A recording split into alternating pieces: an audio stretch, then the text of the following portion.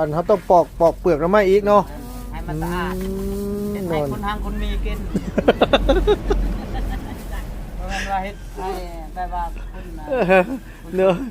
แค่แต่คนทางคนมีกินว่าง่ายเขาซื้อไปแล้วเขาฟานกินนี่เลยเนาะต้องงามเนาะบ่งามเขาบ่เอาอีกโอ้ขมังเนี่ยวะอันไอวินเฮ็ดเนี่ยโอ้ไอวินเลยไอวินไอวินเห็นไอวินกับเมาได้เนาะโดยเขาเห็นนี่เขาเมาไม่ได้เขาไม่รู้เขาจะกินใช่เอาไปใช้กินนี่ไอวินนี่เคยมาอยู่ทางนี้ไอวินเคยมาอยู่บ่เคยเนาะบ่เคยมาจากเที่ยเมืองน้องนั่นละไปเมืองน้องละไปโดดบ่แล้วไปอยู่เมืองน้องว่าเพื่อไอวินเราเห็นในคลิปเขาแหละเราสิได้มาแวะแถวๆนี่เนี่ยเนาะได้กระห้างคือกัน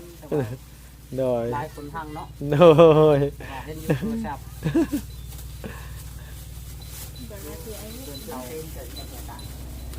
นี่คนมันก็ทุกอีกคนมันนี่ก็ยากอีกเนาะ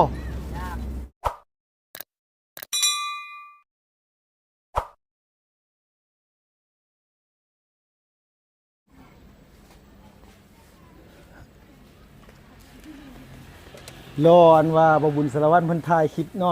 องอีหยังอันนั้นบ่น้องหยังนะชื่อหยังน้องยาเนาะก็เลยเห็นทางกันว่าอ้ายผู้สาวเพิ่นกำลังกันว่าเอาหน่อไม้ใส่ถุงอยู่โดยโอ้ยโดยสบายดีเด้อสบายดีป้าลูกหลานหลายแท้นี่นะไปให้อันหลานด้วยฮะโดย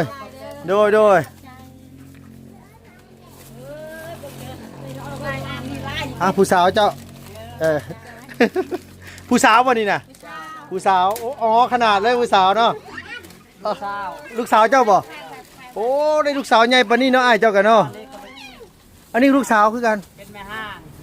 อันนี้แม่ห้างเลี้ยงลูกผู้เดียวบ่ล่ะ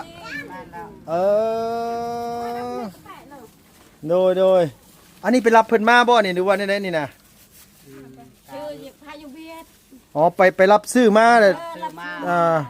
ต้มเลยครับไปขายยูเวียดอ๋อถุงนึงเท่าไรนี่แม่ถุงละ8,000 ดงอ๋อ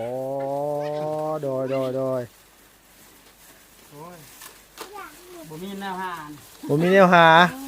โดยโอ้ยสำนีก็หาแล้วเฮ็ดไปให้แล้วนอกใครก็อยู่ซื่อๆนอกใครก็หายใจถิ่มว่าภาษาบ้านเฮาปะอยู่เวียดมันบ่มีคนซื้อบ่แล้วขายปะตามทุน15,000ก็เอาโอ้ผู้เมื่อคืนก็ได้โดยบอกไงคือมันไปขายหลายคนมีเพิ่นก็ขายเฮาก็ขายสิเนาะแล้วมันขายบ่เบิดบัดนี้นะมันบ่มีบ่อ้ายแบบว่าแม่ค้าคนกลางอยู่เวียดเขามารับซื้อเฮาเลยบ่มีบ่ใครทุ่งเป็นทุนโอ้ตลาดบ่หมดกันเลาะนี่ลูกละเฮือนหาไปขายเมียแล้วได้ไปเจ้าไปเองบ่เอ้ยอ้ายนี่ไปส่งโอ้โดยอันนี้เนี่ยเพิ่นเป็นแม่ห้างเลิกกันกับผัวจักปีแล้วนะเลี้ยงลูกผู้เดียวบัดนี้นะอยู่กับพ่อแม่ในคิดทำไมคิดว่าไงเขาเลี้ยงให้เองบ่โดยคนลาวนี่เขาเจ้าบ่นี่นะคือสมมุติว่าน้อยซำนี้นี่เขาก็ต้องเสียให้เดือนละ4 ล้านเสียฮอดแต่ซำนี้ฮอด18 ปีก็เดือนละ4 ล้านก็ไล่เอาเขาบ่แว่เลยเขาบ่เลี้ยงแต่ว่าเขาให้พ่อเฒ่าไม่เฒ่าเมียเลี้ยงก็ตามแต่ว่าเขาต้องเสียให้ปีละ4 ล้านสมมุติว่าเลิกกันจักปีลูกยังน้อยจักปีคันซำนี้มันจักปีซำนี้4 ปีเนาะ3 ปีเนาะจาก3 ปีไปเขาต้องจ่าย15 ปีคนลาวลุมเฮาปีละ4 ล้านก็ไล่เอาเขาบ่เห็นหน้าพ่อแม่โอ้ยเนาะ ทำอยู่น้ำพ่อแม่นี่คิดน้ำไม้นี่ก็คือเขา มันก็บ่ได้เจ็บไข้คันเจ็บ โดยมีจักคนอยู่เฮือนมีจักคน แปด เออทั้งพ่อทั้งแม่ลูกหกหลานได้บ่นี่ ล้านผู้หนึง หลานผู้เดียวนี่บ่ลูกอีนางนี่ผู้เดียวนี่บ่ ห้าลูกห้า ลูกห้าอ๋อ กับล้าน หกกับหลาน อันนี้ลูกสาวร้อยบ่ อืม เออ บ่ลูกสาวลอยพุ่น ผู้นั้นนะ ผู้นั่งพุ่น ผู้นางน่ะเออผู้นี้คนที่เท่าไหร่ใช่ผู้นี้น่ะ นี่ผู้ที่ทราบ โอ้ ที่สาม โดยไอ้ายมีลูก5คนเนาะ ห้าคนนี่ เออโดยอันนี้ผู้กกเลยบ่ลูกคนใหญ่อันนี้จักปีล่ะ ประมาณครับ 21อีนางได้ชนะหน่อยโต15เรียนหนังสืออยู่บ่ออกแล้วฮอดปอใดเฮ้ยว่าก็บ่จบซ้ำเขาเบิ่งเลยเว้ยอ่านได้บ่บัดนี้อ่านได้บ่พอได้อยู่เนาะในโทรศัพท์เนาะน้อยหนึงเนาะใครอยู่ตาบ่บอดปานใดคันตาบอดนี่โอ้ยพวกเขียนหนังสือมาอ่านบ่เป็นนี่ก็มั่งเลย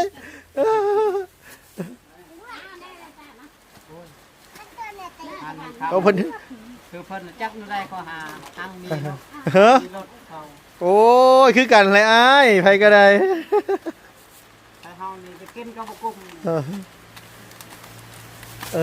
ออันนี้เฮือนอ้ายเนาะหลังนี่เนาะ เจ้า อ๋อ 8คนนั่นที่บ่มีบ่นอน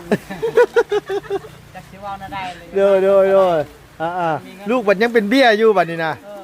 จะเบี้ยแล้วพี่น้องเอ้ยน่ะยังน้อยๆหนึง ไผอีกนี่ จะน้อยสิได้ลูกไผ่อีก บ่พื้น อ๋อจะน้อยเลยแล้วเนาะเขาใหญ่เลยเนาะลูกไผ่ก็ต้องมาเฮือนนิดหน่อยเนาะ ทางเรือนนั่นแหละ อ่าโอ้ยปะโทพี่น้องเอ้ยกระสอบหนึงบ่พอเดือน โอ้บ่พอเดือน บ่พอเดือนหน่อยเนาะหลายคนกินเนาะเฮ็ดหยังขออนุญาตถามเฮ็ดสวนเฮ็ดหยังนะ คนมัน เฮ็ดสวนมัน งามมันหลายปีเฮ็ดแล้ว ให้ได้เฮ็ดบ่ให้เขาบ่ได้เฮ็ดโอ้ มีเล่น โดยดินบ่หลายเนาะ บ่หลายลองขั้นตอนเฮ็ด อืมโดยอันนี้นี่คือดินอ้ายบ่นี่นะ นั่นละ โอ้ นี่คารัก โดยคารักเสาไฟนี่บ่อ๋อตัวนั้นบ่แม่นบ่ตัวน่ะ แม่นแต่ว่า โอ้ คุณคาเรานั่นของเขา โอ้ คาเรานี่ของเขา โดยคารามาทางพี่ของชุดเจ้า นั่นแหละ อ๋อโดยจักปีได้นั่งลูกโต ซอย โดยผู้นี้น่ะจักปีก่อน นี่พวกนี้ละ 2 ปี2 ปีปลายได้เนาะเออ 2 ปีแล้วไป2 ปีปลาย โอ้ผู้นี้น้อยนี่ฮู้จักตัวแซ่บเนาะ นี่ลูกหลาน เอาไหม่ไอ้เอื้อยเพิ่น กินมึงดูลูกกินมึงดูแอมมาหาแอมบ่จ้าดูจ้าเบิ่งจ้าดู แอมบอกตั้งอันแอมเลย ตัวนี้เนี่ยแอมตัวนี้น่ะ แซ่บบ่แอมบ่ ตามสัญญาณตัวนักบุญ มื้อหนึงจะถุงขออย่าถามเจ้ามื้อหนึงจะถุงอันนี้น่ะฮอดบ่100ถุง100อ๋อฮอดประมาณ100ถุงติถุงหนึงใส่จักอันนางใส่จักหนอ ตามหน้ำไม้นั่นแหละ ตามหนอน้อยหนอใหญ่อ๋อโดย ใส่ โอ้ ไปเลยเขาซื้อแล้วเขาเลือกเอาละ ว่าไงว่าคนซื้อก็เลือกเอาเนาะ นั่นแหละ ถุงไหนใหญ่ๆเนี่ยเพิ่นก็เอาตัวนั้นถุงนั้น นั่นแหละ มาเหลือถุงน้อยๆบาทนี่ เออ ยำคนมัน เออคันว่ามันขาดเคินลีก็เส้นเอาแล้วมันเบียดเนาะเข้ากันเนาะ เส้นน้ำเบียดก่อนนะฮอดเวลาอันว่าขายมันแล้วก็กู้มันแล้วก็จังไปคืนเขาเนาะโดยคนลาย โดย เขาหนึ่งบอลเดือน ลายบัดลายบัดลูกบัดยังน้อยอยู่เนาะบอกไงว่าเขาก็ยังบ่ทันได้ ทางลูก นี่เป็นไงทั้งลูกทั้งหลาน ลูกบ่ได้กินบ่ได้ไปนี่นะ โดยคันมันไปเนี่ยมันบ่ดีนี่แห้งนักหน่อยเนาะ บุญแต่เขาว่า ยังฮู้อยู่ว่าเขาฮู้จักว่าลำบากอยู่โอ้ยคันว่าเขาไปติดยาแห้งนักแล้ว แห่งนัก นักแล้วตายเลยก่อนน้อยๆตายก่อนโลด อันนี้นี่ผู้คนที่3เนาะ นั่นแหละ อันนี้คนหนึงอันนี้คนที่2บ่อ๋อ ตามที่สี่ เอ ที่ อ ห้าผู้ โดย ทุกร้อย หมายความว่าสร้างครอบครัวแต่ไอ้นางนี่ผู้เดียวตอนแรกเนาะ นั่นแหละ แล้วบัดนี้เลิกกันผัวปะหรือป้าผัว ป้า ผัวปะได้ผัวคนบ้านไหนหน่อย บัญชา โอ้ เพื่อนพัวกับทุกยากคือกัน โดย ยังปะกันอ้าวยา เนาะ เป็นอะไรนี่ จักชีวันได้ใดอยู่มกันบ่ได้เด้ป้าอะไรก็คือลูกหลานก็บ่ได้ส่งเสียเลย ปล่อยเลย ตามมีตามเกิดเลย นั่นแหละ โอ้ยตายละบัดเฮ็ดก็ยังซอยกันเฮ็ดไปเลยเวลาเลี้ยงบัดให้ผู้เดียวเลี้ยงตายแหละ หน้าพ่อนั่นแหละเป็นอะไรมดอยู่นำปู่ย่านั่นแหละ โดยมันบ่เท่าไม่เท่านี่แหละติ แม่นแล้ว เอออีนางตัวซื้อหยังคั่นล่ะซื้อหยังตัวน้องละตีโอ้เฮ็ดหยังเป็นในเฮ้ยตัวละตีฮะแต่งกินเป็นบ่แต่งกินนี่ ยังบ่เป็นจำได้ ยังบ่เป็นซ้ำใดส่วนนายไผแต่งกินผู้นี้เด้เนาะ แม่นแล้ว ผู้เอื้อนี่เด้เนาะตัวเลขสนางซื้อหยังตัวน่ะอ๋อแก้วตาโอ้ซื้อคือคนลาวอยู่เลยแหละเนาะเออเอาอีหลีส่วนหลายคนทั้งนี้นี่บ่ค่อยมีซื้อแบบนี้ปานใดได้แม่นบ่เนาะน้อยเนาะส่วนหลายสิซื้อแบบคือทั้งนี้เลยหั่นน่ะ งามแต่ชื่อนะ โอ้โอ้ยบ่แม่นงามแต่ซื้อคนก็อ๋อโดยอันนี้นี่คืออยู่เฮือนคกเฮือนเข้าว่าหรือว่าอยู่เฮือนแยกบ่หรือว่านี่น่ะอยู่น้ำพอน้ำแม่บ่ตะกี้หรือว่านี่ อันนั้นกับเพื่อนแม่เขา อ๋อตัวนั้นเหรอเฮือนมันแม่อ้าย แม่น อ๋ออันนี้เฮือนต่างเนาะ เจ้า โอ้ แต่ว่าน้องเฮามาอยู่หั่นล่ะตายน้องแล้วก็หล้านอีกอยู่ โอ้ แม่นแล้วก็อยู่นำหล้านเลย เออว่าไงว่าคือทั้งน้องชายอ้ายเสียชีวิตแล้วหลานเลี้ยงพ่อเลี้ยงแม่เลย เจ้า โอ้อันนี้นี่ไปขายมื้ออื่นหรือขายมื้อนี้ ไป มื้ออื่นเนาะเอ้ยเนาะ ไปตอน3 โมง ไปประมาณตีสาม 3 โมง ไป3 โมงเช้าหรือว่าตีสามอะไรพี่น้องเอ้ยไปโดยไปฮอดพุ่นประมาณจักโมง เก้า 9 โมง 5 โมงอยู่ โอ้ อยู่ระบาด กลับมาแล้วบัดนี้ ประมาณสำนี้แน่นอนจะกลับมาเนาะ อุ้ย5-6 โมง 5-6 โมงโอ้ บางเทื่อคันใด200 ทุ่งเนี่ยนอนไปนอน นอนเลย นอนอยู่เวียดเลย ขายบ่หมด โดย นอนอยู่ทางเลย นอนอยู่ทางเลย ทาง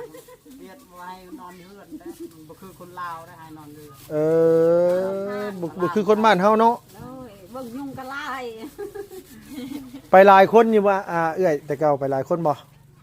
ไปลายอยู่แต่ว่าบอลละ2 คน อ๋อไปแยกกัน เดียวกัน แยกกันขายเอโดยปกติคันว่านั้นมันน่าจะมีค่าคนกลางเนาะมารับซื้อเลยเขาไปขายต่อเลยสินะ โอ้คันผู้แบบนั้นใครนะ เป็นลายก็ได้ โดย นี่ก็ อ่า ได้พี่น้องเว้านะ แบบว่าคือในตลาดอหย่างสิเขาบ่อยากทำแบบว่าเขาขายเป็นกิโลอย่างสิเขาบ่ได้ทำซื้อบ่เอ่ย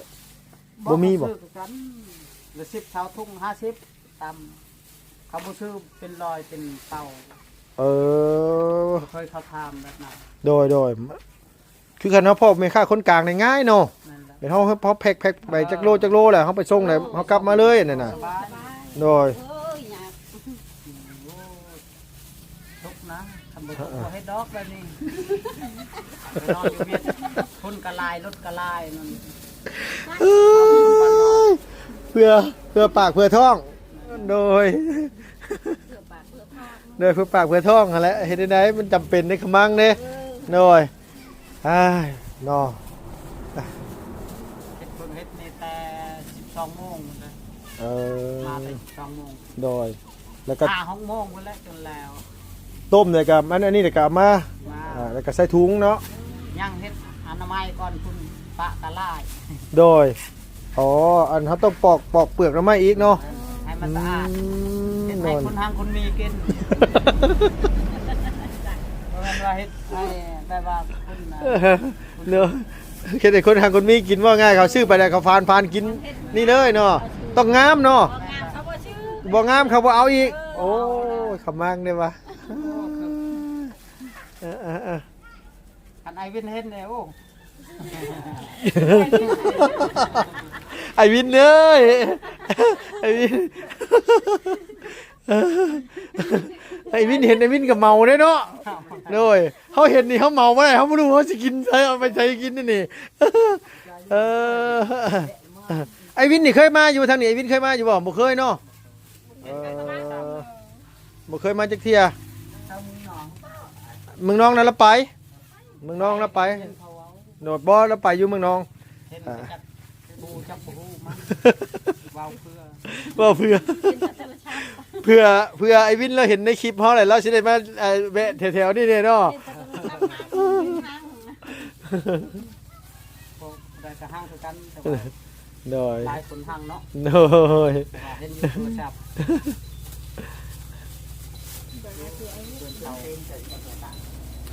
นี่คนมันก็ทุกข์อีก กดมันนี่ก็ยากอีกเนาะ ยาก เออ มันก็บ่งามผมจะกินนั่นแหละ โดยมันเฮ็ดหลายปีหลายก็บ่งามหน่อยเนาะเฮ็ดตลอดแต่มันก็บ่งามมันก็ได้ บ่งามปลูกก็ยากมันจะเป็น เลยย้ายบ่อนอยู่ว่าหรือว่าปลูกมันเก่าตลอด คนเก่าตลอด มันเก่าตลอดมันต้องเปลี่ยนแนวเฮ็ดน้ำคันบ่เปลี่ยนแนวเฮ็ดนี่มันบ่งามมัน บ่มีฤดู เออ สิปลูกไม้เลยจักเขาว่า5-6 ปี7 ปี ปลูกยางพาราบ่ ไม้ในอื่นก็5-6 ปียังได้กิน แม่นไม่ยางพาราก็6 ปีหรือว่าได้ดูให้ไม้บิ๊กไม้ยังกับ โดยแต่ไม่บิ๊กเนี่ยปลูกเลยก็เวลาเฮาเสียออกพอแล้วมันออกยากนั่นน่ะมันเป็น โอ้อันนั้นให้ มันเป็นแมนมันเป็นเจ้าสิเฮ็ดได้มันสิตายไม่บิ๊กบ่ตายได้ไม่บิ๊ก บ่ตายเลยได้ คันปลูกไม่บิ๊กนี่ปลูกไม้อย่างอื่นดีกว่า โอ้ยบ่คลองนะบ่มีทุนฮ้อนเลย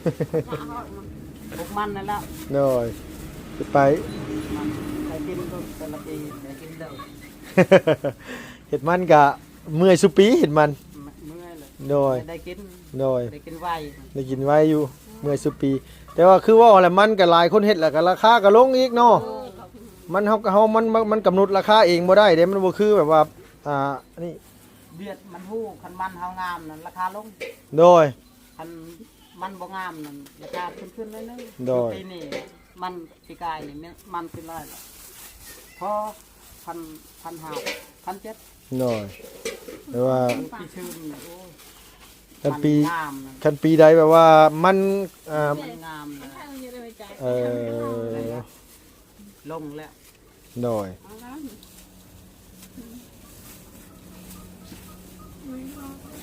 โจคำ อันนี้ยังดีได้มีหลายคนเฮ็ดเอาลูกชายก็ซอยเอาหน่อไม้ขึ้นมาเอื้อยครับอันว่าพ่อแม่ก็เป็นคนอันแพ็คใส่ถุง ยังใช้ยังเฮ็ดใช้ได้หมด โดย โดย อันลูกไปในอื่นนี่แล้วตายเลย ขมังโลดดิ วางรถแล้วก่อน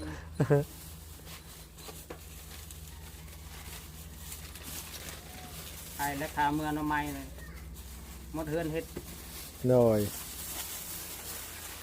เจียหญ้าก็คือกันนั่นแล้วคันลูกไปเฮ็ดซอยตายแล้ว อืมยากอยู่ได้เนาะไอ้เนาะ นั่นแหละ เฮ็ดซอยกันหลายคนก็ไว้ในปีหนึงเสียจักเทื่อครับเนี่ยมัน 3 เทื่อ 3 เทื่อเพื่อได้เพื่อได้ก้นอันไหนอ้าย นั่นแหละ ป๊าดโต 3 เทื่อ บ่คือหน้าเนาะหน้าบัด โอ้ หน้าสบายดำแล้วก็มีแต่อัดน้ำอัดในหัน แม่นแล้ว อันน้ำได้แล้วก็อันหญ้าขึ้นก็บ่ได้พอปานใดดอกบ่ได้ขึ้นแบบบ่ได้ว่าสิได้เสียปานนี้ เป็นเขาได้หนาวสบายเขา โดย เขาหาแต่เงินนั่นเขาได้แล้ว บ่ได้กินเนาะคืออยู่แถวนี้ก็มีแต่น้ำพอไส้ได้เนาะอยู่นี่เนาะ นั่นแหละ นะมีแต่น้ำพอไส้แล้วเราว่าได้พอได้เฮ็ดแน่แต่ว่าปีได้น้ำท่วมแล้วก็บ่ได้เนาะ แม่นแล้วลาวก็บ่ได้คือกันคันน้ำท่วม ปีได้น้ำท่วมก็พอได้อยู่ น้ำบ่ได้ท่วมน่ะเขากินอยู่มัน เออมันนี่ปีแรกๆมันสิแพงอยู่ดอกมันนี่เพราะว่าเขาเฮ็ดให้เฮาปลูกเด้พอเฮาปลูกหลายๆเลยบัดนี้มันก็กดราคาเฮาลงพอค่าคนกลางเขาฉลาดก็ดอกบ่ทันเขาได้ธรรมดานี่ เขาให้ฉลาดกว่าเฮา โดยเพราะว่ามันราคามันก็อยู่หม่องเก่านะแต่มันมาซื้อน้ำเฮาถึก พื่อมันอยากไปขายมันอยากได้ราคาแพงเด้คือเขาเป็นคนปลูกเลยเขาก็อยากอันนี้คือเขา นั่นแหละเขาเป็นบริษัทเขามีเขาแห้งฉลาดนั่นแหละ โดย เขาเห็นเขาอยู่บนเดียวก็เขาเห็นมดมันเอา โดย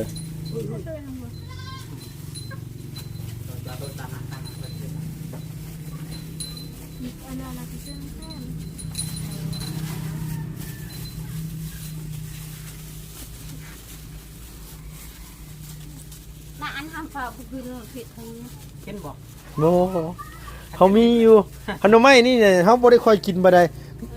อยู่เพื่อนเขามันมีหน่อไม้ที่แบบว่าบ่ต้องอันนี้เลยแบบว่ามันเกิดขึ้นมาแล้วก็กินสดก็ได้กิน นี่ มี โอ้ยอยากได้แนวมัน ฮะ ได้แนว อยากได้แนวบ่ นี่คือนี่บอก ใส่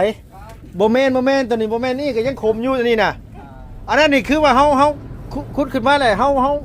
าลวกใส่น้ำซื้อกันมากินน่ะก็หวานเลยนะ โอ้ กินลิบก็ได้คันว่านั่นน่ะกินลิบก็ได้ เดี๋ยวว่าจะผิด บ่เคยบ่มีครับ โอ้แซ่บหวานนั่นน่ะแซ่บแฮงอยู่เฮือนเฮากินชนลายเฮากินแต่หน่อไม้เฮาเอามาแต่ฝั่งไทยพู้ โอ้ คันว่านั่นแหละเฮาสิคันว่ามันมีเวลาคันว่าเฮาขึ้นมาแล้วเฮาสิแวะมาให้จักหนอเฮาว่าสิเอามาให้สาวกงมีอยู่แต่ว่าเฮาเอามาอันปลูกเฮือนสาวกงมีหั่น10ก๊ก โอ้ ให้มาให้ลาปลูกหั่นแต่ว่ามันออกสุกยามได้หน่อไม้นั่นไอ้แบบบ่ต้องยากแบบว่าบ่ต้อง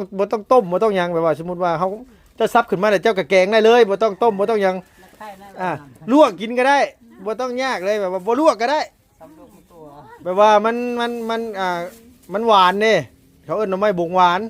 คือหน่อไม้บงเฮานี่แหละคือหน่อไม้ในหัวนี่แหละแต่ว่ามันรสชาติมันหวานแซ่บ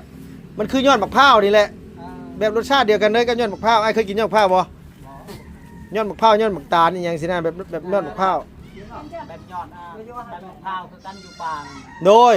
แบบคือตาวคืออย่างนี้แต่ว่ารสชาติมันสิแซ่บกว่าตาวคือสารอย่างนี้ตาวใหญ่อย่างน่ะแต่ว่ามันแซ่บกว่าแต่มันเป็นหน่อไม้เขาขายก๊กบ้านน่ะก๊กหนึงเท่าไหร่แซ่บมันนั่นน่ะ ยุด อันนี้ขมอันนี้โอ้หาอันนี้อยู่บ่ค่อยกินเลยคันยังว่าพี่ ขมอันนี้นะ ผม เอ่อคันต้มอันนี้เฮงยังบ่กินบ่ได้นี่เนาะสำหรับนี่กินบ่ได้ ต้มต่อ เดี๋ยวไปแล้วต้องต้มต่ออีก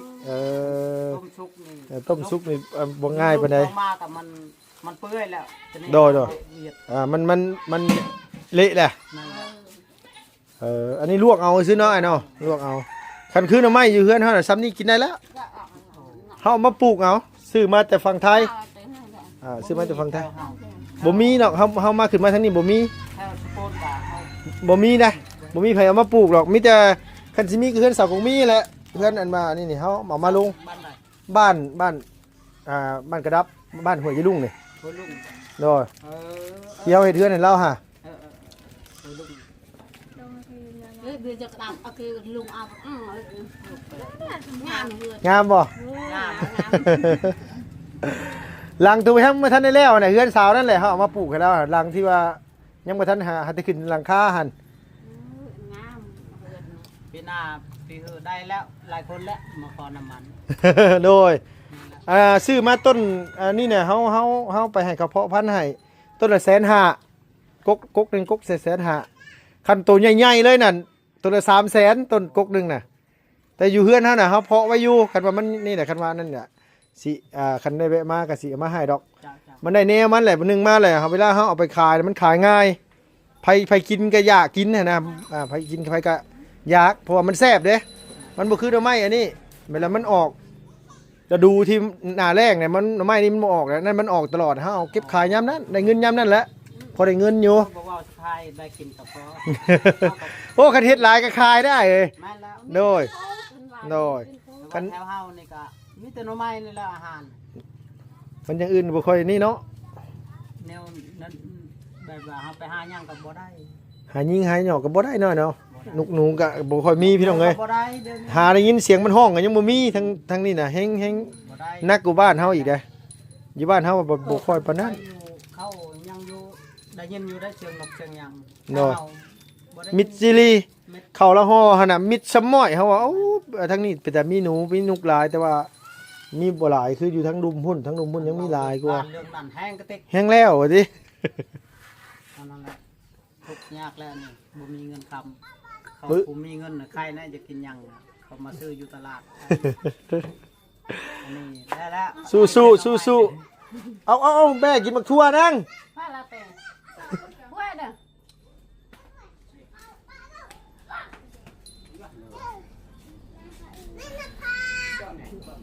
ซอยกันเฮ็ดกับหลายคนกับใครแน่เนาะคันมีแต่พ่อแต่แม่เฮ็ดนี่ปะโถบ่เป็นไง หลายคนนี่ละมือ โดยซ้ำสิเมื่อย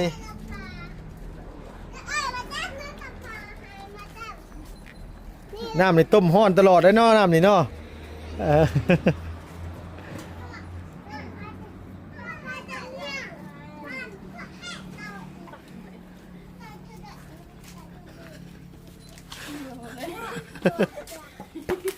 ยังใครดอกมีอันมาลูกซอยอยู่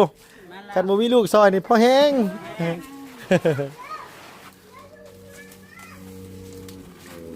บ่ได้ไปรับจ้างบ่ชะนังตัวน้อยบ่ไปรับจ้างบ่ล่ะ มีมารับจ้าง มันแบบว่ามันเป็นไข้ๆเจ็บอยู่ในท้อง บ่ค่อยสบายปานใด เนาะ คือ ประตูกระจอยนี่ก็หักกันดี โดยบ่ค่อยสบายเจ็บท้องซะบ่ ๆว่าจับเขาว่าไปกวดเขาว่าสติ้ง อ๋อสติงอักเสบอืม ทายบัตรจะปากนั่นเขาว่าดีๆแล้วกิน โดย ยาเอา อ๋อมันอักเสบซื่อมันบ่ได้เป็นว่าบ่แม่นว่าสติงอันนี้สติงอักเสบแต่ระวังในแบบนั้นน่ะเวลามันขึ้นแล้วขึ้นแห้งนะ เดี๋ยวนี้ก็หันใจพืช หลายอย่างเป็น หลายแนวเป็น นำแล้วหาเงินนะตอนเดือนหลังนี่ก็ไทยกันเชื่อเงิน ไล่ๆลักนี่คือมาแต่หาหน่อไม้นี่บ่อ้ายตอนนี้น่ะว่าไล่ๆที่แบบว่าหาเงินน่ะนะหาแล้วมีแต่ขายหน่อไม้นี่เนาะ บ่ฮักก็เป็นผู้ต้องปีนี่แหละ ใครทำไมนี่ ตะ ละ กี้ คน ก็เฮ็ดให้นั่นแหละ โดย นี่ก็บ่ปา คือว่าไงว่ายามบ่ได้กดมันนี่มีแต่เอาหน่อไม้ไปขายซื้อเนาะโอ้ ยามก็ยามนี่แล้ว โดยคันวิทยามนี่เนี่ยคือแล้ว แล้ว นั่นแหละแล้ว โอ้ เป็นยามนี่ก็บ่มีแนวห้าแล้ว นี่ห้าก็ หาแต่มาเฮ็ด 3มื้อนึง โอ้โดย ในเฮือนนี่แหละเสียแต่ยามันนั่นแหละ ได้กับบ่มีเข้ามาเลยเนาะ แม่น โดย มันบ่อยากไปมันบ่ฮู้แนวหาเงิน มาว่าไงว่าคือเขามันบ่มีช่องทางเนาะ แม่นแหละ โดย อันฮู้นี่อยากไปอยู่ จักสิไปเฮ็ดหยังเนาะ โอ้ฝึกโหลด กำมังแหละ ไปแบบนี้แล้ว โอเคได้ซันเด้อเอาสบายดีเด้อโดยอยากได้หน่อไม้มาอันอยากได้พันหน่อไม้เนาะ เจ้า คันว่ามีเวลาคันว่าเฮาได้เอามาเลยเฮาสิแบ่งให้ เ